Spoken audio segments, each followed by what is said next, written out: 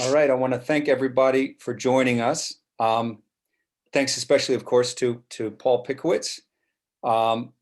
He is a Distinguished Professor Emeritus of History and Chinese Studies, an Academic Senate Distinguished Professor, a Distinguished Teacher at UCSD. To our guests, I want to quickly note, I want to thank you for joining us, and I want to invite you to type your questions into the chat at any point. And you can also feel free to raise your hand virtually or type a request to ask a question live in the chat. That's also okay. And I apologize for the strict Zoom settings and appreciate everybody's patience with the process. While these virtual events are never ideal, I assure you that these settings are, in fact, necessary. It's wonderful to have some exchange with people Zooming in from across the region and the country for events like these. So thank you very much for joining us today. Paul Pickowicz earned his BS from Springfield College, his MA from Tufts University, and his PhD from University of Wisconsin-Madison in history. Listing even, I think, a selection of his publications would probably keep us here all afternoon, and so I won't do that, except to note just a couple. His Levenson Prize-winning Chinese Village, Socialist State, and its sequel, Revolution, Resistance, and Reform in Village China, both from Yale University Press, reflected decades of research and collaboration, and they introduced the massive landscape of China's 20th century as seen through a single Chinese village. Dr. Pickowicz was associate producer and advisor on the 6-hour, 3-part documentary film series that I still use in all of my classes, China, A Century of Revolution. And I'll share, I'll share the links. I recommend this. Any who are interested in the subject of 20th century China. I'll share those links in the chat below as well. The study of Chinese underground and independent film would simply not be what it is today without Dr. Pickowicz, without his scholarship in a number of publications, in the procurement also and cataloging of many films that otherwise might not have seen the light of day beyond a very small group of aficionados in China.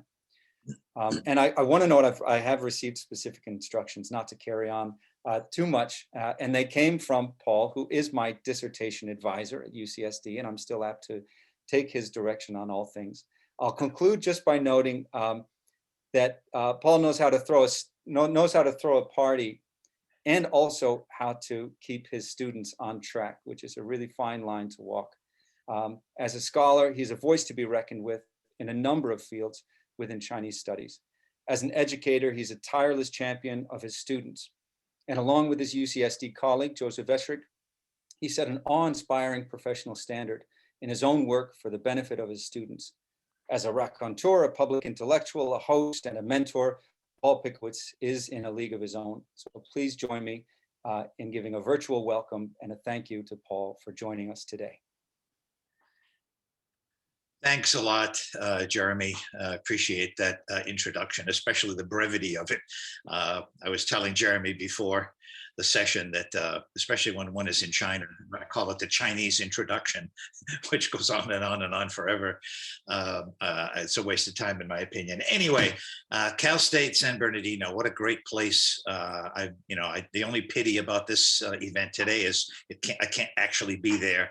At Cal State San Bernardino, wonderful university, wonderful location, wonderful students.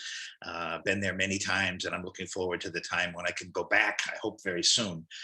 This lecture series is one of the best around. So many different people are brought in under the circumstances we have of doing these by Zoom. So again, thank you very much, Jeremy. Yeah, I'm an historian, as Jeremy has pointed out. I'm an historian. Historians are supposed to study history. They're not supposed to make history. To talk today is about an opportunity I had to make history by visiting China. And I pause when I say this, but the visit that I'm going to talk about took place 50 years ago, almost exactly to the day, 50 years ago. That's half a century ago. I made a trip to China, and the trip made history, not because I knew it would make history, but it was simply right place, right time, a bunch of coincidences. I was a PhD student at the University of Wisconsin, and I was doing my dissertation research abroad. In those days, you couldn't go to China. No American-based university-based academic had been to China, had been allowed to go to China to do research since 1949. And so when one did dissertation research, you either went to Taiwan or you went to Hong Kong. Those were the options. It was unthinkable that you'd be able to go to China. We wanted to do it, but there was no way to do it. My passport was not even valid for travel in China. It was a crime, according to the Department of State. So I was in Hong Kong for a whole year doing my dissertation research, but I was with a bunch of friends. We were all at the University Service Center in Hong Kong, which was a very well-known place on Argyle Street in those days. And we thought, let's try, why not? Many before us had tried and failed, but what did we have to lose by putting a group together, writing a letter, and asking whether we could, get visas to travel through China. And what we did not know, and we did not understand for quite a while, is that behind the scenes, something was indeed going on, but it was out of sight. There was talk beginning to go on between the US government and the Chinese government about improving relations and so forth, but we didn't know anything about that. There was some tip-off in spring of 1971. The United States table tennis team, which was playing a tournament in Japan, was spontaneously and suddenly invited to visit China. And this made all sorts of international news, what's going on. And so we became, guardedly optimistic, but we did get an invitation finally to go as US university-based China scholars. All of us were graduate students. We got a chance to go to China. We ended up going for a month, June and July 1971. It was the middle of the Cultural Revolution. I was not studying the Cultural Revolution or even contemporary Chinese politics and society. I was studying the 1920s and 30s, and our group contained people studying all sorts of subjects, but we all wanted to go to China at some point. Why would you want to study a place like Germany or Egypt or India without going there someday and actually spending time? And so we went there. And so it was historic in the sense that we were the first, as I said, university-based China scholars since 1949 to be allowed to visit China, as I said, in the middle of the Cultural Revolution. But it became historic for another reason. In the middle of our trip, Henry Kissinger made his secret visit to China. We did not know about it until after the trip was over. He was in and out in a few days, but he paved the way for Richard Nixon's visit in 1972, which was going to come up in the following spring. And so once it was clear Kissinger had visited China and Nixon was going to visit, our visit became even more historical. We were making even more history because we were seeing China. And when we left, all the journalists wanted to talk to us. Again, the backdrop was this new, unexpected development that really nobody had predicted had been going on behind the scenes. So that's the backdrop to something that happened a half century ago. I know I don't look that old, but it was 50 years ago. I was a 25-year-old graduate student. Let me say a little bit before, I want to show you some pictures, but a little bit about the history of this book, A Sensational Encounter with High Socialist China. The history of the book is that a couple of years ago, I donated my entire collection of color slides that I had taken during that 1971 trip. I donated those pictures to the University of California, San Diego Library.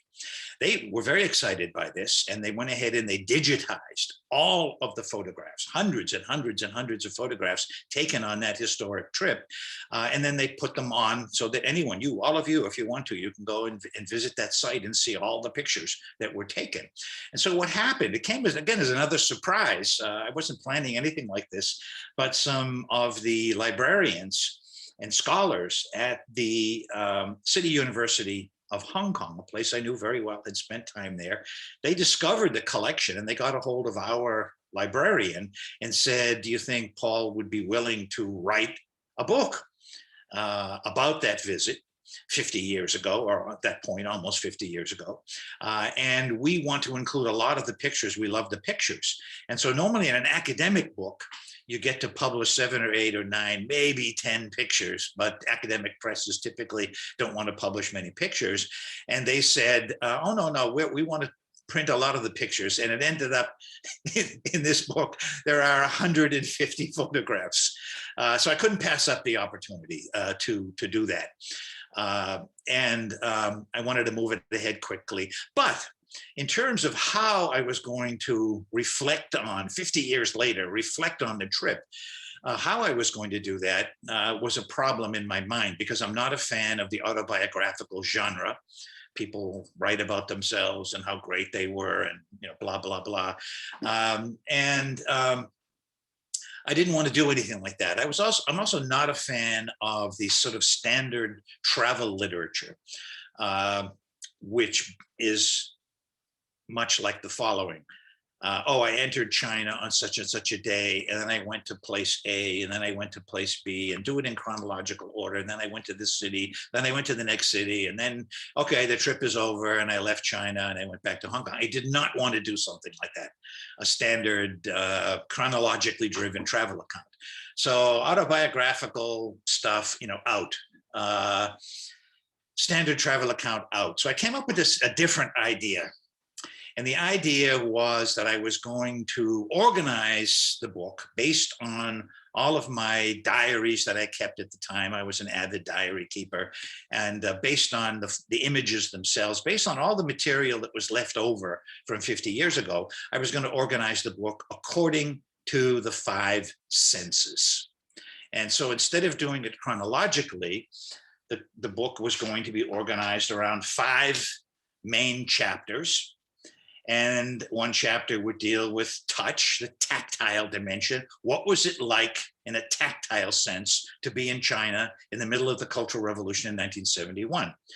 Chapter 2, sound. What did it sound like to be in China in 1971, 50 years ago? What did it taste like? Interesting, very interesting possibility. I'd never thought of that visit in these terms as I was going through all the old material. What did it look like? Sight. And then even what did it smell like?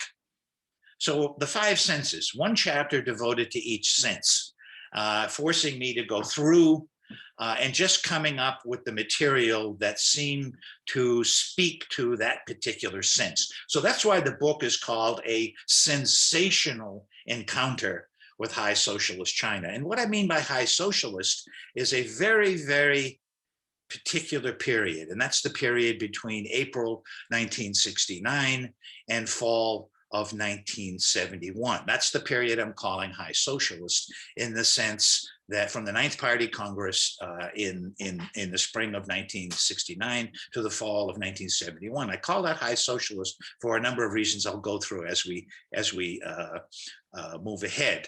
But at this point, basically, China is saying we are the government of China, the leaders of China, Mao chief among them, was saying we are the most progressive force in world history. We are the leaders of the revolutionary movement of Asia, Africa, Latin America. The Third World, Soviet Union is bogus, it's fake, and so on and so forth. So this sense of self-identity, that nothing higher in the history of socialist revolutions has come along, and we're it.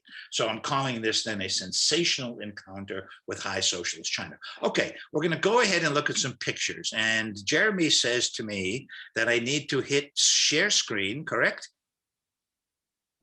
Yes. Okay. Share screen. And then I need to hit desktop. Yes, and then share, the blue button in the lower right. Okay. Okay. There we are. Yep. Can you all see it now? Can you all see? Yes. Yeah. Okay. That's now he correct. also wants me to do one more thing. What is it?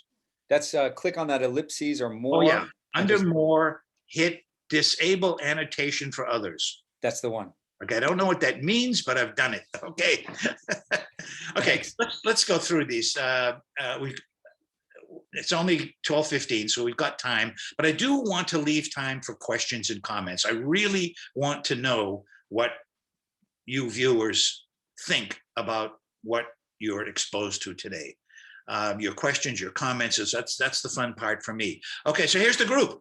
I want to brag about my Chinese calligraphy at the bottom. That is my calligraphy. 50 years ago. I think it's improved a bit, but there it is. And there's the group. So which one is me? That's something you can fool around with. Anyone have an idea? Yeah, that's me in the upper left-hand corner, 50 years ago. The group was very diverse. There were a couple of Protestant missionaries in the group. There was a US Army veteran right in the middle there, Tony Garaventi.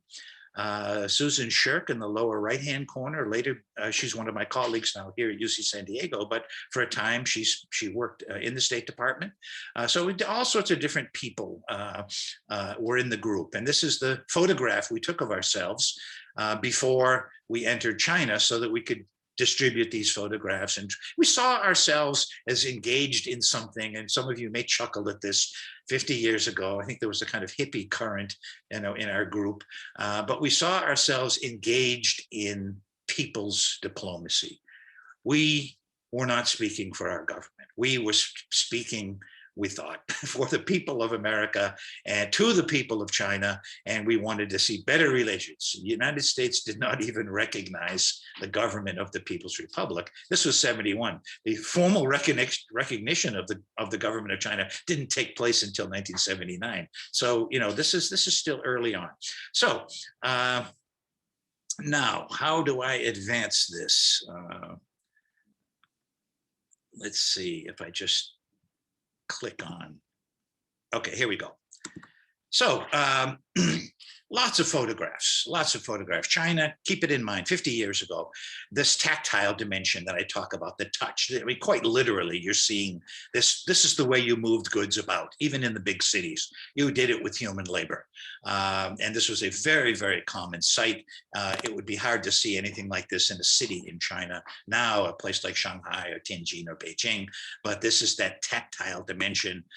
Here it is again. You're going to build a home. This is out in rural China, in Shanxi, in a small village. This is how you built a home. You didn't wait for the machines. You just, picked the thing up with brute force, took up these big pieces of stone, and you built rural homes this way. And so as I re-looked at the pictures and looked at my notes, I realized there's a really important tactile dimension to all of this. This is another really interesting one, because one of the things that the Cultural Revolution was all about was deep, profound suspicion of intellectuals and all intellectuals. You can tell this guy's an intellectual because he's wearing glasses. And this is a visit to a so-called May 7th cadre school. And so urban intellectuals were sent down to these cadre schools. They had no choice about it. They had to go. And the key thing was to what they called participate in labor. That as a bourgeois intellectual, you really were out of touch with the masses, revolutionary masses, and you needed to put your books and so forth down and go out there, merge with the people and engage in labor. And we heard this message over and over and over again: participate in labor. It's a crucial thing for bourgeois intellectuals to do. Well, we were bourgeois intellectuals. And so one of the things that we did in order to promote goodwill was we decided, hey, we're going to participate in labor. So this is a people's commune on the outskirts of Shanghai.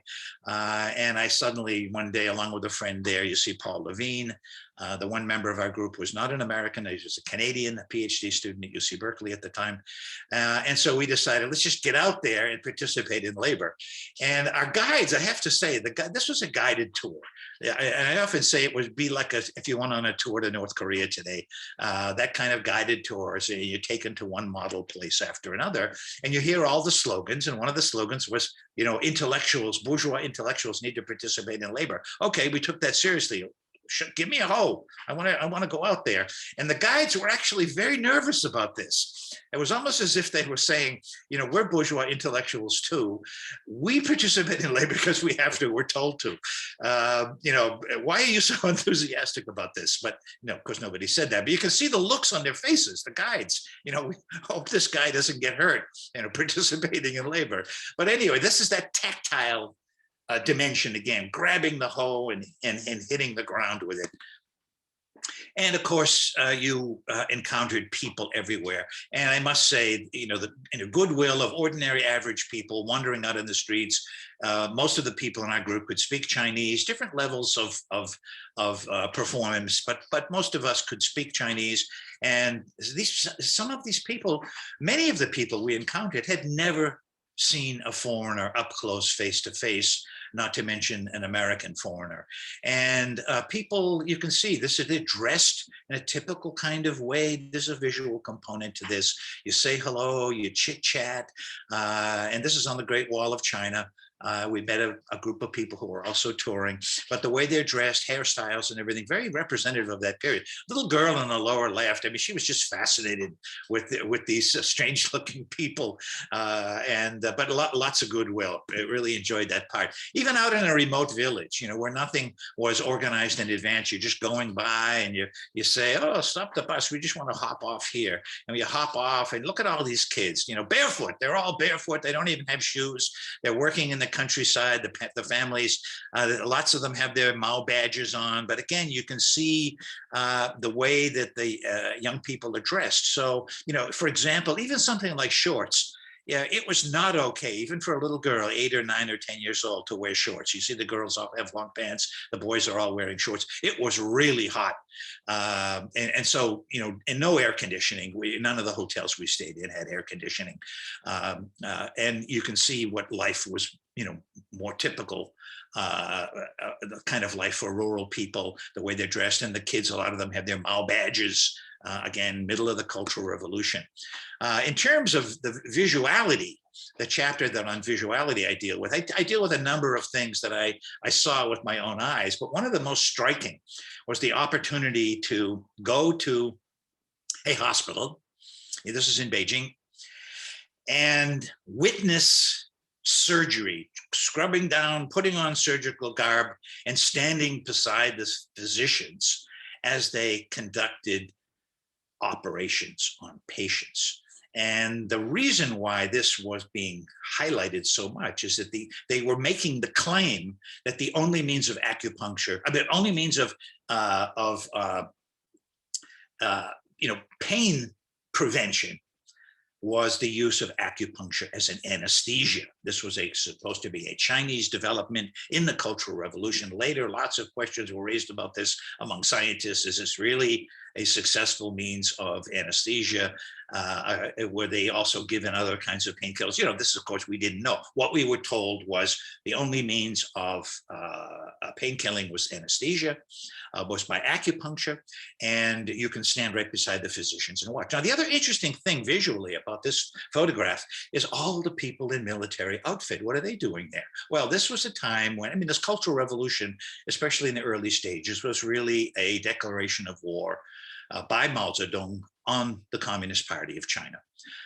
And so the party committees, which were existed everywhere at this point, all the party committees had been overthrown and they were replaced by revolutionary committees. And the revolutionary committees were dominated by the military in every case. And so you go to a hospital to see some surgery and you're greeted by the revolutionary committee dominated by soldiers in uniform. And this is in part because at this stage of what I call high socialist China, after the Ninth Party Congress, Lin Biao, who was the head of the Chinese military, was being called Mao's closest comrade in arms and successor. And so, surprise, surprise, in all of these units, you see uniformed soldiers dominating the Revolutionary Committee. Now, here's one of the surgeries I saw. Now, I'd never stood beside a physician in my life and watched a surgery. This woman had an ovarian cyst removed from her body, and it was about the size of a baseball. And the claim was being made that the only means of anesthesia was acupuncture. And she was awake during the whole surgery. And then as soon as it was over, she actually said a few words to us. So this was visually, again, we talked about tactile. Now we're talking about visual. This was mind-blowing to observe. Again, there were certain stereotypes about things like the way people dressed in China.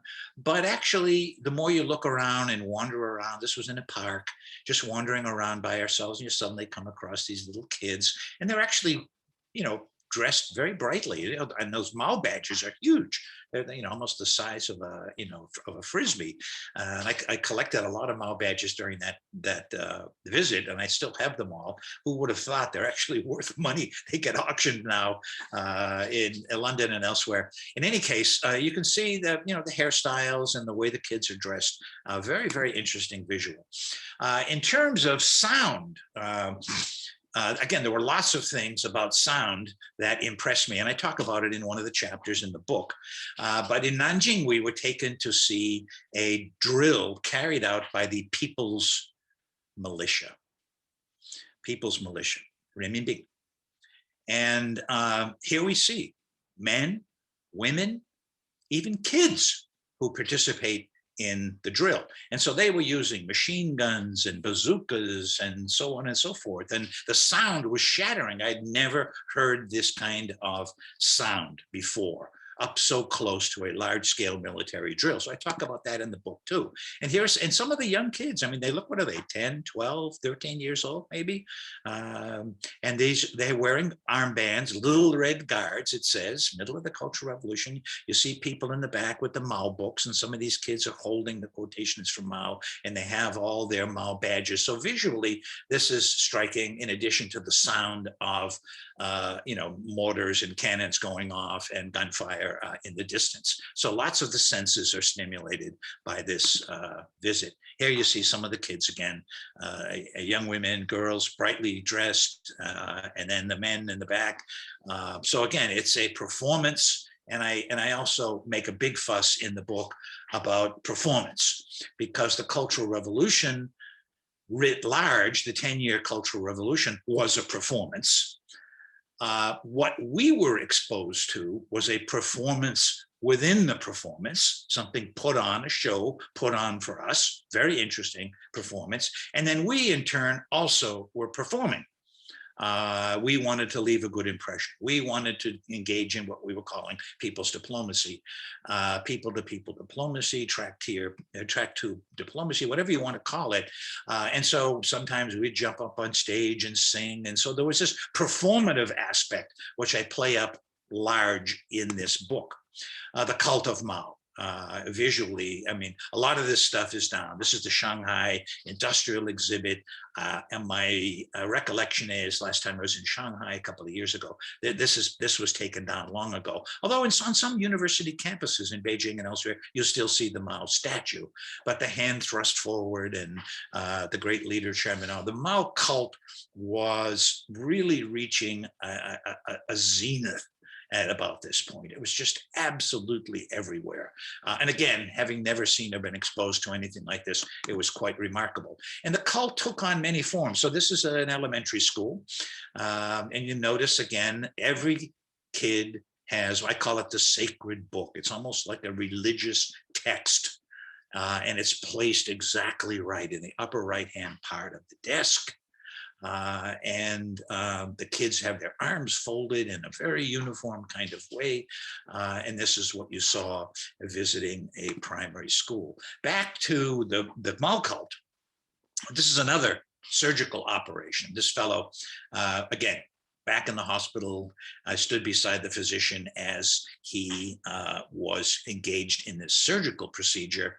And this fellow, again, right beside him, the sacred text, the religious text, right by his ear. So visually, this is really quite stunning to see this. And then when the surgery was over, like all the other people whose surgery I witnessed, this fellow spoke. He was not unconscious.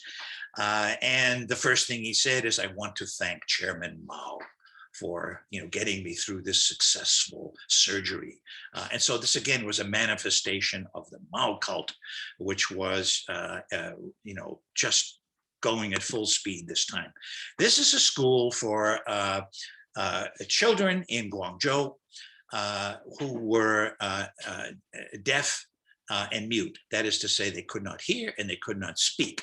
It's a special school for them. And once again, this, what was being called at the time, the innovation of using acupuncture as a, so that the idea was you don't rely on something just called, Western science, that there's no reason why scientific developments can't occur within the framework of Chinese culture.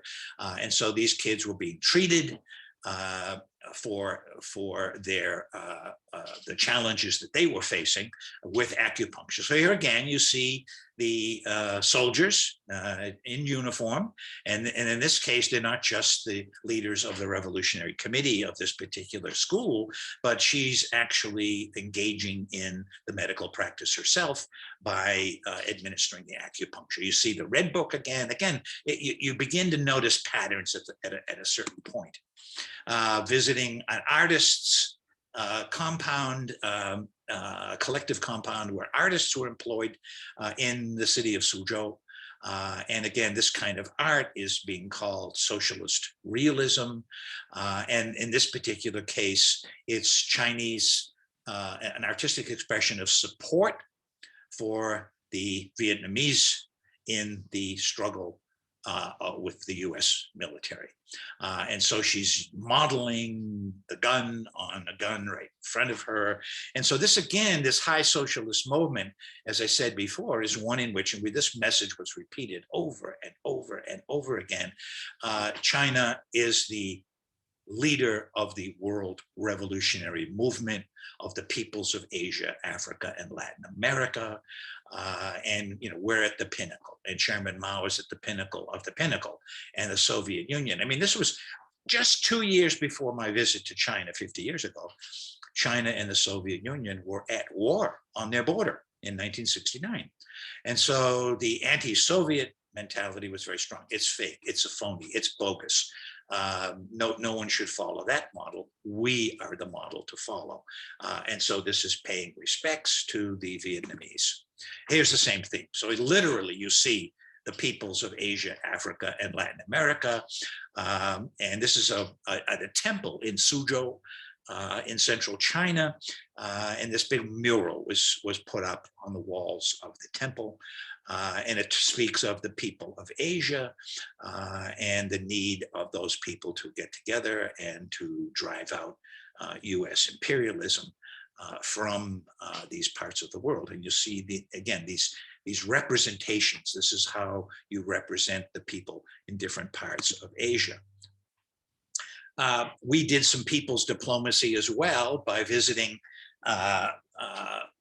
various kinds of diplomatic compounds. We asked to visit with North Koreans, which we did, and so forth. This is a visit we paid to Prince Norodom Sihanouk, who was the head of the Cambodian government in exile in Beijing. That's me in the back. Here I am with my long hair, a little bit longer than it is now, a little bit darker than it is now. And the visit with Sihanouk was extraordinarily interesting because he was a prince. And he served us caviar. He said it was from France, and it was really very lavish. And yet he's being put forward as the leader of the people. And he even referred to the Khmer Rouge, who were out of power, of course, at that time. And the government in power in Cambodia was a temporary ally of the United States in the war effort in Southeast Asia. But he made a funny, if someone mentioned the Khmer Rouge, what about them? And, what kind of a future do they have? And he referred to them as my little red Buddhists, which again was hysterical at the time. And of course, given what happened later, extraordinary comment. We met with Zhou Enlai. And again, this, I think we did not expect any such thing to take place. But after Kissinger's visit, there was, and the idea that, Nixon was going to visit China the next spring, there were lots of raised eyebrows internationally. And among those raised eyebrows were the Vietnamese, who supposedly were China's close friends. And here they are making arrangements to invite their worst enemy, Richard Nixon, to China. What's the explanation? And actually, the North Koreans needed an explanation. and so forth. So there was a lot of, and at that time, there was no foreign press to speak of in China. There was very little. There was no CNN. There was nothing like that. And so it turned out on July 19th, 1971, we got this sudden invitation to visit with Zhou Enlai.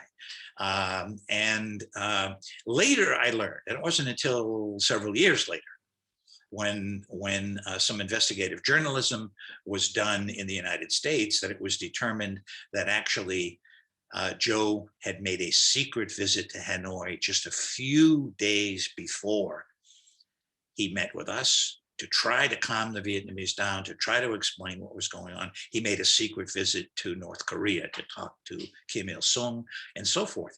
And so basically, there's now some concern about where China is headed and why this invitation, has China's position politically changed? And now Mao is going to invite Nixon. And so I think Zhou had a lot to say. So he invited us to the Great Hall of the People, where I had never been before. And, we thought, driven over there by bus, we thought, well, this will be, 10, 15-minute photo op. It turned out to be a 4-hour meeting from 8 o'clock at night until midnight. And so he had a lot to say. And he even said, as we started the conversation, he said, feel free to tape record, old-fashioned tape recorder. Feel free to tape record this and publish our discussions when you leave China. He wanted us to do that because he had a number of topics. We can talk about this if you want in the Q&A. I write about it in the book, but if there, we don't have enough time to do that right now. I want to get through the rest of the pictures. But he had an agenda, and he was using us as a way to get what he wanted to say out to the world. Because again, it was not so easy. There weren't many foreign journalists in China at the time. So this is, that's me, by the way. You guessed that by now, saying hello to Zhou Enlai. And here's he said tomorrow in the People's Daily, there will be a photograph of us. Sure enough, the next day, if you go check it, July 20th, 1971, the People's Daily, you'll see this photograph. Now, the photograph is extraordinarily interesting for many, many reasons, because it wasn't just Zhou Enlai who visited with us. If you look at two people to the right of him and two people to the left of him, you will see two other major leaders who were being put forward by Zhou Enlai at this meeting as the next generation of top leaders in China. And they are, to his left, Yao Wenyuan, and to his right, Zhang Chunqiao.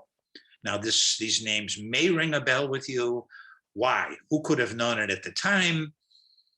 But literally, weeks after the death of Mao in 1976, these two guys, along with Mao's wife and another top leader, Wang Hongwen, were arrested and thrown in jail, where they remained for the rest of their lives. These are two of the Gang of Four. Now, of course, at the time, they were being put forward as the best and the brightest. People talked about, Zhou Enlai was getting old. There was the implication that Zhang Chunqiao might be the next premier of China, and so forth. There are lots of other interesting people in the picture. Way over on the left, the gentleman with the eyeglasses standing straight, that is Professor Joe Peyohn, who was Beijing University had just reopened when we were there in summer of 1971 as a worker, peasant, soldier university. And Joe Peyohn, a physicist who was trained, I'm going to guess here, I think he was at the University of Chicago way back when he was the president. He was there. And then behind him and up almost to the back with the big badge, Mao badge, another gentleman with glasses with the dark suit on, that's a Zhou Yiliang, famous historian, who I think got his degree at Harvard. And he also became one of the writers who worked for the people later known as the Gang of Four. He would turn out, different kinds of tracks. Anyway, all sorts of interesting people there. Now, one of my jobs as one of the spokespersons for our group was we had a little badge, and the badge had the peace symbol and the slogan, long live the friendship of the Chinese and American people. So at the end, my job was to hand Joanne Lai, after 4 hours, it's about midnight now, my job is to hand him a photograph and to take one of our pins and to pin it on him. And you can see there's great concern here. Am I going to stick a pin into his chest, make a mistake? And on the extreme right, looking over my right shoulder, is actually Zhang Junqiao, and so this is of some concern. Is this American guy going to botch this pinning? And then finally, I got the pin on him, and people begin to smile, and it worked out all right. So we departed Hong Kong. We departed China back to Hong Kong. And I mean, literally, we were told as we were walking across the border at Lowu, we were told by the Chinese, our guides, our minders during the whole trip, oh my God, the whole press corps is waiting for you on the other side from all the international journals and TV and so forth. And, they're going to want to talk to you. Be prepared. Because again, it wasn't us, it was the Kissinger visit and the upcoming Nixon visit.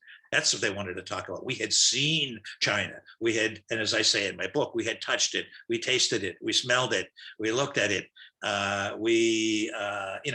All of it was there. And so we had a big press conference in Hong Kong at the Foreign Correspondents Club, and then returned to the United States. And then for almost a year, I was a visiting graduate student finishing up my dissertation at Harvard, but I spent much of that year traveling around the country giving talks because there was so much interest now suddenly in China and where Sino-American relations were headed. And, so what you do in a case like this, I say historians are supposed to study history, not make it, but sometimes without having planned to do it, we end up making a bit of history. And so when those opportunities come along, you just jump in. You just jump in and you try it out. So there I am in Nanjing, jumping in and trying to learn as much as I could. So that is the end. And I think I do stop share. Yes. Okay, stop share. And what else do I do? Anything? That's it. That's it. Okay. So, that's a quick run through, and there's just so much more to talk about. But I look forward to your comments and to your questions on this material. And of course, if you really want to get all the details, take a look at the book. There are many more pictures. Go to the website and you can see all of the hundreds and hundreds of pictures that I took at that time. So feel free to ask me anything you want to ask or make observations about this. I think we've got some time. Thank you so much, Paul. That was really great to hear about some things that were familiar, but also a lot of new material there as well. That was a great introduction. And I think, Ron, did you? I'm going to see if I can ask Ranchan to unmute, and that should be possible for you now, Ron. Can you hear me? Yes. Yes. All right, Dr. Pickowicz, thank you for a wonderful presentation. I will make a personal note, then I'll ask you a question. Okay. And the time you visited China, I was 15 years old. So now we know how old we are, you and me, right? I'm 10 years younger than you are. And my personal note is that the pictures you showed, many of them were the ones that I participated in myself. I carried the stones with the chain. I pulled weight with the wagon you showed. I also participated in a paramilitary training, right? So I did play rifle for 2 days. So I think my personal note is, again, that it's kind of interesting because I do not have one single picture because I lived in a village where there's no camera. So I can't find one single picture of the time. So I just want to say, appreciate it. I think for me, I can now go to UCSD library Yeah. to kind of find my, to kind of get to my adolescence memories. Questions, I have many, but I'll ask you only one today. You spent 4 hours with Zhou Enlai. And Zhou Enlai is a god in Chinese people's mind, as you know. So people, once in a while, people have passed negative commentary about Mao Zedong. But for Zhou Enlai, everybody loved him. He was handsome, he was virtuous, he was smart, he was the best man in the world. So my question for you is, what observation can you make about him during that 4 hours talk? Particularly, I feel that he did a great job that he didn't stick his chest with the needle of the pen. Thank you, and I can unmute. Yeah, thanks, Jerome. That's really, and actually I hear this quite often. Sometimes I'll give a talk somewhere and somebody will come on just like you and say, I was there, I was 15.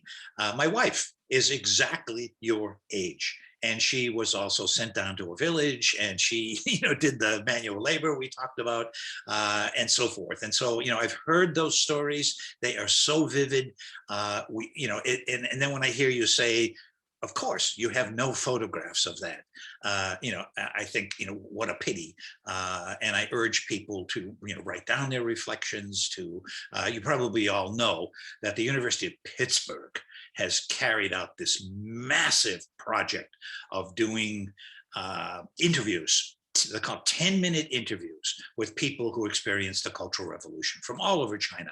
And I urge you to go to the Pitt website that deals with that. You can actually listen to and see the testimonies of people just like you. Maybe you're one of the people they interviewed, but it puts a human face on that period of time. And I think that's what we need to do. A lot of people call this bottom-up history, grassroots history. We need to do more of that. Of course, you need to do elite history, this leader, that leader. Now that gets me to Zhou Enlai. So again, I was not a student of contemporary China when I made that trip, because I knew who Zhou Enlai was and I knew about his past in the 1930s and so forth.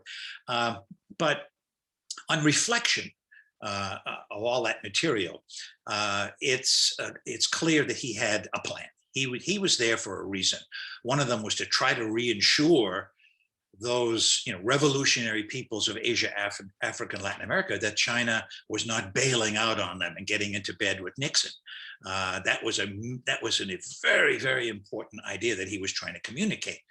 And then there were other things that came up, and I'll only do this briefly, but one of the things that he said, and he meant to say, and he meant for people around the whole world to hear this and learn this, and I got it in the book as well, is he predicted the timing of his own death. And you say, wait, what? In a meeting like this in the Great Hall of the People, what's he doing talking about his own death? So this is 1971, but he went about it in a very roundabout way. He said, "Oh, you were in China on the 4th of July, which isn't that America's national holiday? You were in Nanjing, right?" He'd been briefed really well. "You were in Nanjing?" "Yes, we were." And he paused, and we're wondering to ourselves, why in the world is this guy talking about the 4th of July? But he had a plan. He knew exactly where he was going. Then he said, it goes like this. He says, "Isn't it true that in 5 years, it will be the 200th anniversary of your people's, anti-colonial struggle against the Brits, 1976. And we say, yeah, he's right. You're right. It's going to be, the bicentennial. But then we're wondering, why are we talking about the American bicentennial? Then he said, in 1976, since you were here on July 4th, 1971, you should come back. July 4th, 1976.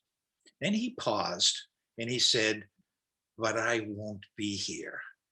You could have heard a pin drop in that room, because he's basically saying, he's ill. He knows he's ill.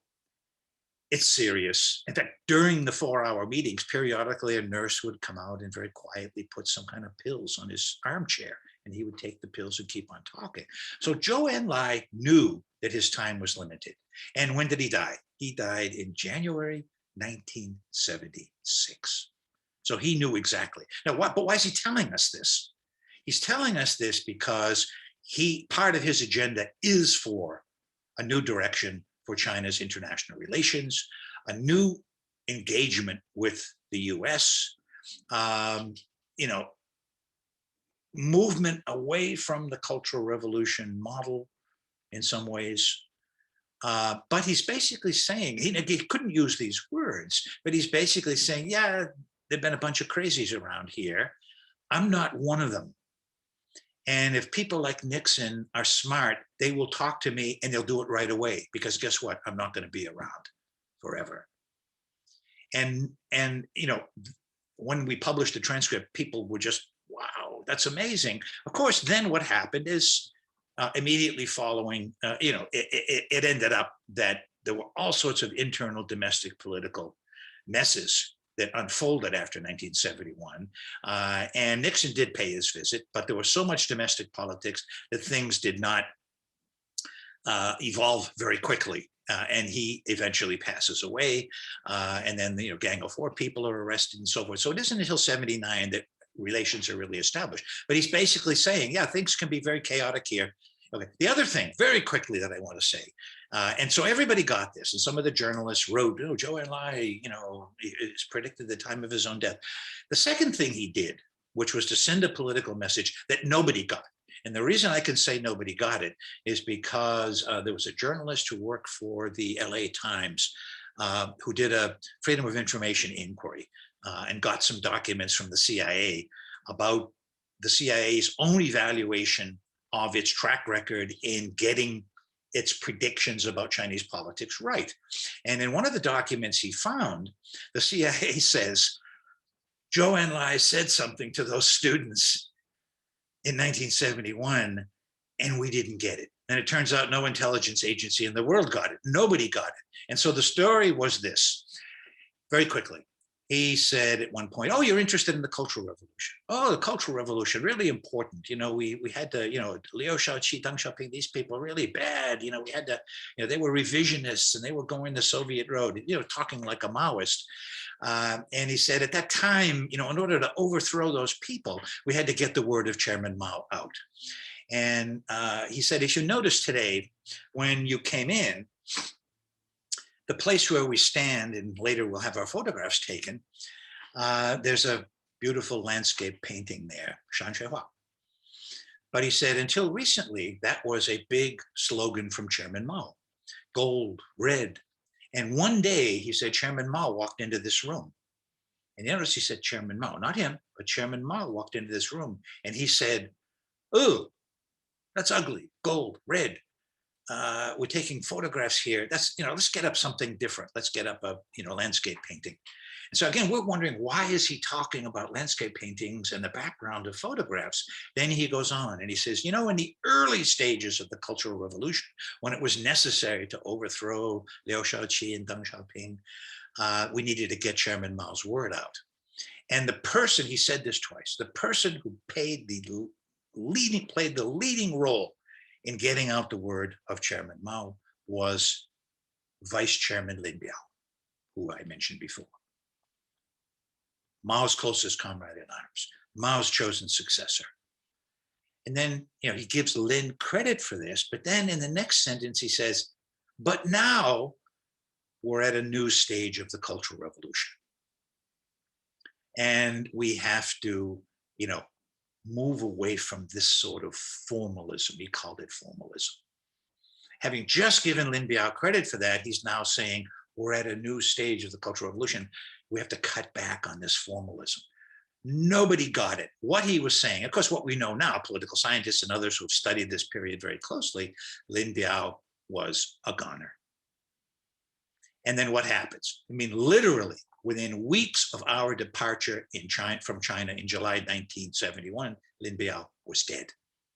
accused of trying to assassinate Mao, of trying to, carry out a coup, and then fleeing, and then his plane crashes, and all the mysteries surrounding the Lin Biao incident. But when we were in China, Lin Biao was the second god reigning.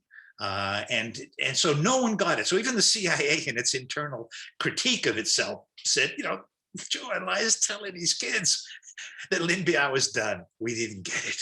No one believed it. There was so much propaganda about how great Lin Biao was. How could anybody believe it? And that was a turning. You probably remember from your time in the countryside, hearing that Lin Biao suddenly goes from this, godlike figure to suddenly he's been a traitor and a renegade since the day he was born. And for a lot of people, that was a turning point in China in terms of the credibility of what they were being told about politics at the highest level. Anyway, I went on way too long. Let's move along. Thanks, Paul. There was a question, if you'd like to address in the chat, that came through that was just about the Little Red Book and what it was. If you want to talk about that, yeah, maybe you've got a copy there to show us. I sent along a link to the student, Andrea, but we've got a copy. Do you want to tell Andrea a little bit about what she's looking at there? Yeah, so the Little Red Book, so this is the quotations. In Chinese, it was called Mao Zhuxi Yulu. So this is quotations from Chairman Mao. And this was something that Lin Biao, in fact, played a leading role. In fact, the copies I have even start off with a quotation from Lin Biao. So this was, there was no mystery that he was the one who launched this. And the idea was that, it was, again, I think of it now, and if you look at the Mao cult, which has almost no precedent. I think in North Korea, there's something that, rivals it, but it really functions as a religious text. And so, you have the long version of the Bible, but there are lots of, short versions too, pocket versions. And same was true with the Little Red Book was the, what you absolutely had to know, organized by topic. And then people, my wife, again, Rung will confirm this, but my wife has told me many times, as kids, they had to memorize these quotations. They had to memorize them the way that, biblical citations, would be memorized by people, in Europe and America. And so that's the Little Red Book. And it, we saw it everywhere, as you know from my pictures. But then as we get into the later part of the Cultural Revolution, and certainly once Mao dies and the Cultural Revolution is over, and then his top followers, his wife, and these other people I mentioned are arrested, you see, it's not that it disappears in China, but you see a lot less of it. And there's an attempt to, put some reins on the cult. And it takes a while for this to unfold. But I must say that to this day, this is something that it's extremely edgy and risky to say anything critical about Mao. You can, dump on other people, but, you have to be very careful about this. So, but the Little Red Book is this turning point.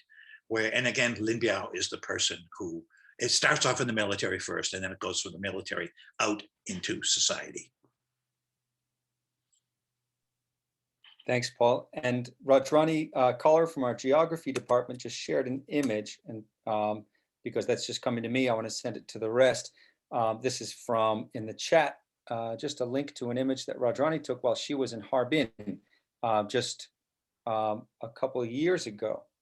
And I think she's seeing some similarities in terms of the way that the way that this kind of messaging is still working today.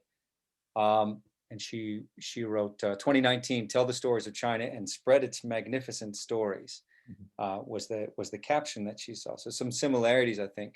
Yeah. And from Perry, he's got to leave for another meeting, but a hello from Perry.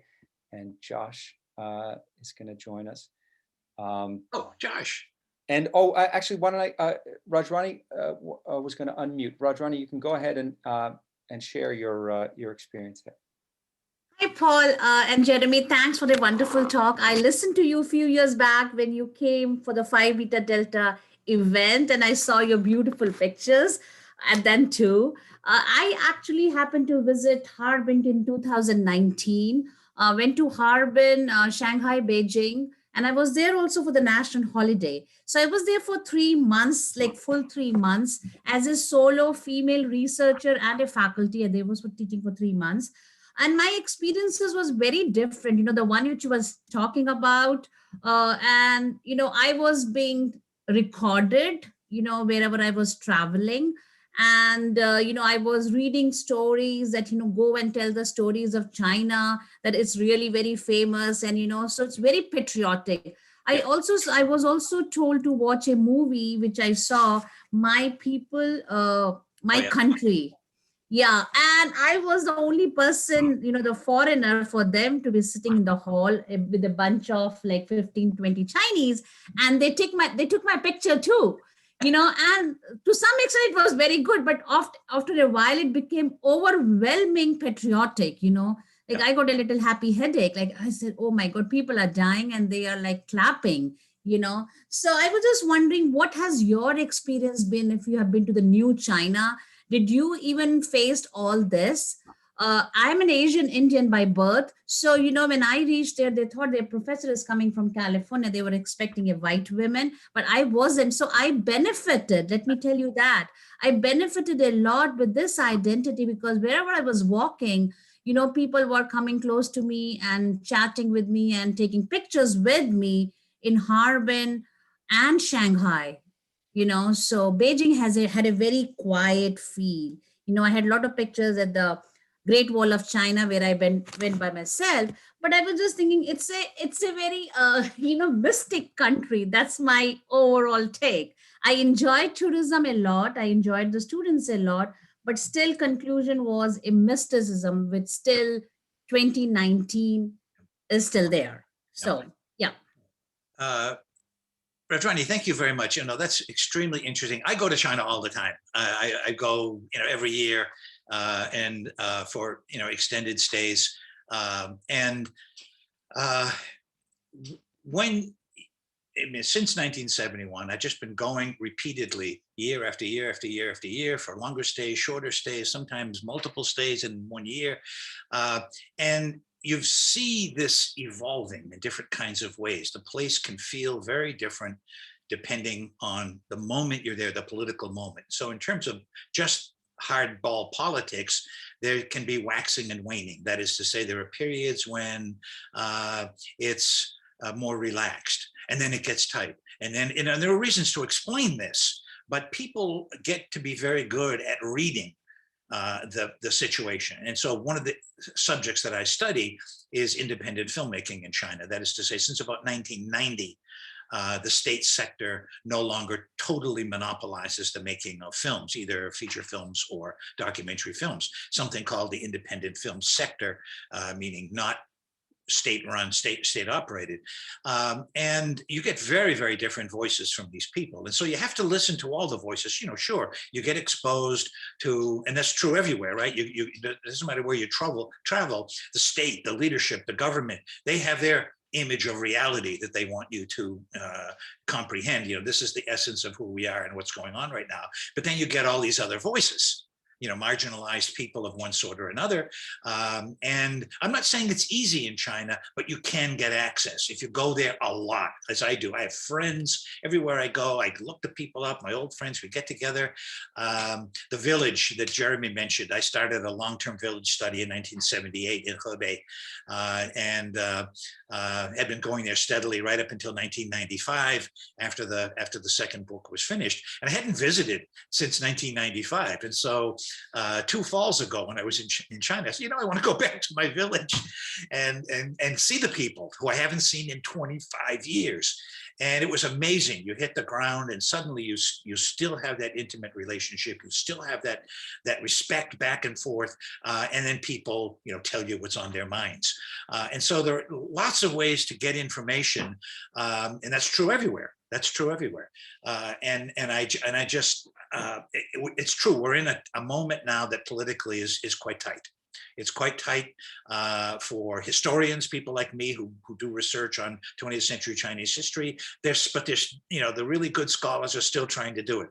The independent filmmakers are still trying to get those grassroots voices to hear people talk about their own experience and so forth. So if you're on a, you know, a guided tour, and of course the main voice that you're going to hear is you know, the state's official view of you know, whatever, you know, issue or problem you want to raise. And right now, I mean, let's face it, all you have to do is read the New York Times every day and the Chinese papers. US-China relations are about as bad now as I've seen in a long time. And I have to say, I'm really worried. I don't feel comfortable ruling out things getting even worse. And this is state-to-state stuff. That doesn't mean that if I go back to China, which I will next fall, that I'm going to be treated badly by people. No, it doesn't mean that at all. I'm still going to contact my friends. They're going to say, you know, they're as upset about all of these, you know, all this stuff going back and forth between the two governments. They're as upset as I am. And so that's why, in some, it sounds naive and romantic, but I still feel like, you know, that notion we had in 1971 of, you know, engaging in people-to-people relations, you know, in some ways bypassing the governments and just developing friendships and trust and honesty. You can talk about anything. You can disagree with me. There's nothing wrong with that. And when I teach in China, I say the same thing. I say to people, you know, I'm going to, you know, this is the way I understand a certain thing. And I've been teaching in China every fall for a number of years now at Tsinghua University. And, you know, this is my understanding of the thing. If you don't agree with me, you know, it's okay to say you don't agree with me, and then we'll debate it and talk about it. But don't tell me we can't talk about this or we can't talk about that. And so with the friends and including, you know, people in the Chinese community here, people who are from China, students. We have at my university, we have 5,000 students from China. At the University of California, I think the number has now eclipsed 40,000 students from China. And so this is, it's just absolutely wonderful to engage with them. And they with us, and you hear all sorts of, you know, different kinds of experiences and accounts. So I'm not looking for that, whether it's 1971 or any of the times I've been to China through the years up to the present day. I'm not looking for that one definitive statement. Let me tell you the way China is, or let me tell you the way the Chinese people are. Nonsense. You couldn't do that about Ireland. You couldn't do that about Egypt. You couldn't do that about the United States. It's a complex situation. And I think this is what we have to keep our minds open to. Thanks, Paul. You answered the question I was going to ask. That is, what do you have to say to people today, carving out a space and navigating a kind of polarized world? Josh just sent a great question. I'm just going to read it here. Is there a problem with academics, et cetera, going to China, essentially serving to legitimize the government? Is there no point at which the state acts so abhorrently that we say we must boycott such activity because the government essentially uses all of that interaction to legitimize themselves? And that's sort of in line with the comments you've been giving. Why am I not surprised that Josh Goldstein is asking a great question? This is a guy with a great mind. By the way, you want to read a really good book. Let me just drift back here.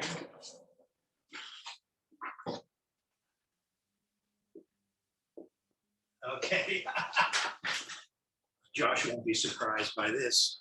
This book has just come out. It's called Remains of the Everyday, A Century of Recycling in Beijing. And it was just published, and this is a great book. Anyway, just wanted to, if you're gonna buy one book and the choices are my book or Josh's, buy Josh's book.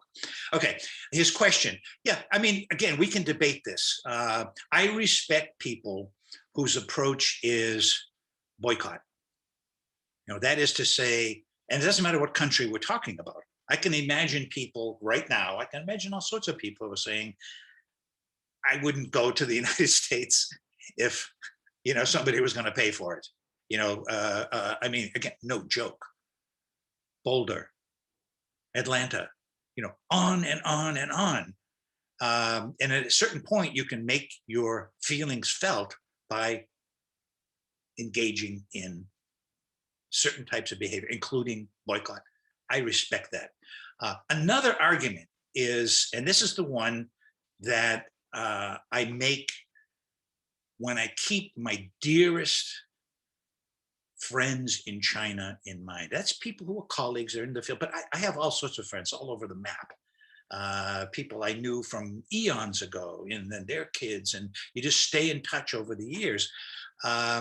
And, they quite often will respond, please come, we need you now, more than ever. We want the connectivity to the outside world. And so when Josh says, some people are going to boycott, I respect that. But what they're boycotting are the big shots, the leaders, and so forth. They're not boycotting ordinary folks out there who also are very troubled by a lot of the things going on in China, and also a lot of the things going on throughout the world. And so I feel like I need to stay in contact with them. And also I feel like if you're, for example, people like us who are professional scholars of China, we teach, we do research, it is not acceptable, in my view. Again, someone can disagree with me if she or he wants to, but you have to be who you are. And so when I teach in China, and this is the condition under which I teach, I will teach the course exactly as I do it at home. I'm not making any changes because I'm in China. And if you tell me I have to make changes, I won't teach. So, and the same for research. You're doing research. Again, it's not easy to do. Again, there's waxing and waning, opening, closing. It's happening all the time. And so my friends, especially in Shanghai, great scholars, great historians, they're struggling now, but they're carrying on with their work. And so I say to you, if you were considering altering the shift of your research agenda, or doing something that's not really you by way of research, it's the same way I feel about teaching. If that's not you, don't do it.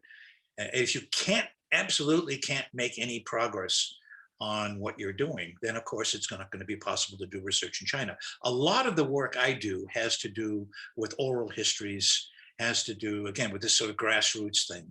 And so for me, the kind of work I do doesn't totally depend on getting into archives, getting access to books, which are controlled by the state.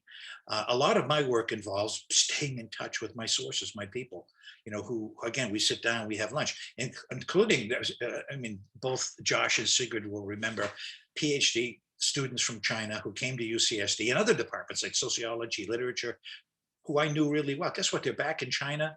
They have academic posts. They're well known now. Every time I go back, the first thing, they get a hold of me. Let's have lunch. And then you hear everything. Including people who are party members. The idea that everyone in the Communist Party thinks exactly the same way about everything is total nonsense. But again, you have to have the contacts and the friends, and the trust has to be there. And then it becomes mutually supportive. And so when I visit China, people, even my friends, if they want to say to me, what's going on with the, gunning down of Asian women in the United States? Yeah, I have to answer that question. I have to come up with that. It happened. It's true. And so forth. What's this obsession Americans have with guns? Yeah, oh, Black Lives Matter. Tell me more. I don't have enough information. So it's a two-way street. And so for me, I need that human contact. Thanks, Paul. I don't want to keep everybody for too much longer. I don't want to keep Paul for too much longer, although I could and would gladly chat. And I look forward to catching up in person with many of you. Thanks to Sigrid and Josh for joining us, and my colleagues. I really appreciate it. Ron, you did raise your hand, so I want to, you should be able to unmute if you'd like to. And if anybody has any final comments or questions, please go ahead and put them in the chat or raise your hand. Ron, can you unmute to ask a question or follow-up comment?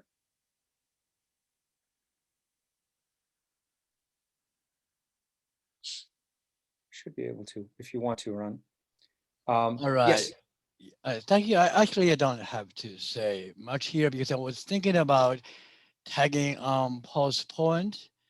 The question was asked by Josh to Paul, and I want to participate in that, but I'm not sure I have time. So I can basically, why don't we forget about that? All right, Ron. Well, Okay. there are many more conversations. If you want to quickly Yeah. summarize your points, please do feel free. My point is, number one, I certainly agree with Paul wholeheartedly that I respect people for boycotting. I've done boycotting myself. And as about us visiting China, I want to add one element, which is our presence in China means something to the people in China. Whatever we bring in, the way we teach, what we teach, our behavior, I include myself here, I'm Chinese myself.